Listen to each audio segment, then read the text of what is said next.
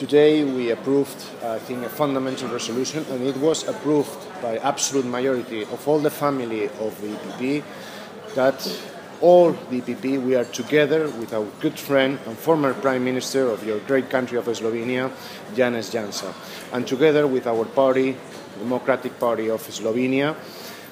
where in the constructive opposition we are working all together, always in the benefits of Slovenia. We are concerned, and in our resolution, all the parties from the EPP, we express that we are concerned about this judgment and in this condemnation in first instance for Janez Janša, and we expect that there will be a solution of this in this second instance that is going to be also seen in 3 months. We are also working, worried about the economical situation in Slovenia. The actual government should do its duties concerning the economics, the employment, that worries all of us, and also from the EPP, we want to be always of help for the Slovenian people to overcome these hard times. We are always there for you, together with our party and together with Janez Janša.